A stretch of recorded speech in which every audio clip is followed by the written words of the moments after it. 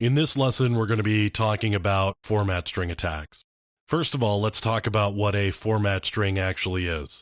So we're going to take a look at a C program here. So I've got this C program, and this is actually the same program that we used for the buffer overflow, except that it actually has a format string vulnerability in it as well. Let's jump down here to this location where we've got the scanf. Now, scanf is an input function, but it still has a format string. And the format string here says expect a string. And the variable that we hand into scanf is actually a character array. So we're handing the character array into scanf, and scanf is going to get an array of characters and it's going to dump it into that variable. Now, with printf, what I could do is I could, for example, do something like this. The value that you input is, and here I'm going to say you're going to pass a string into printf as a parameter. In addition to the string here, we're actually going to hand in another parameter, and that's going to be this character array.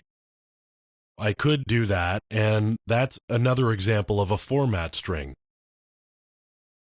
Now, if I were to just do something like this,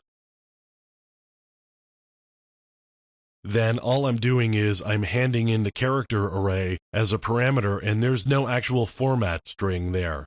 Now, what were to happen if I were to actually hand in a format string, and we're just going to compile this here, and we're going to output this into something called buff. I'm going to run buff now. And now what I could do is something like this.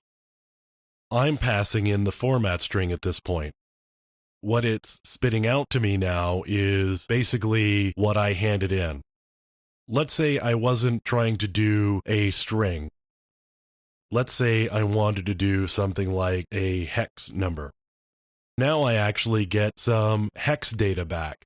What this actually is data that's on the stack.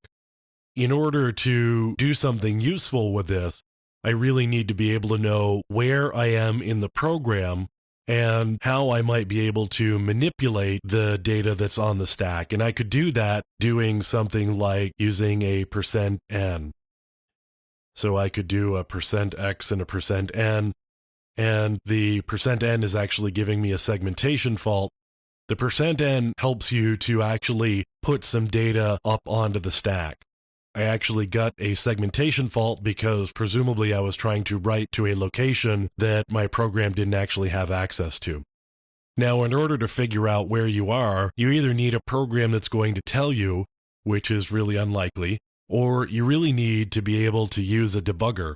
And we're going to talk about debugging coming up next.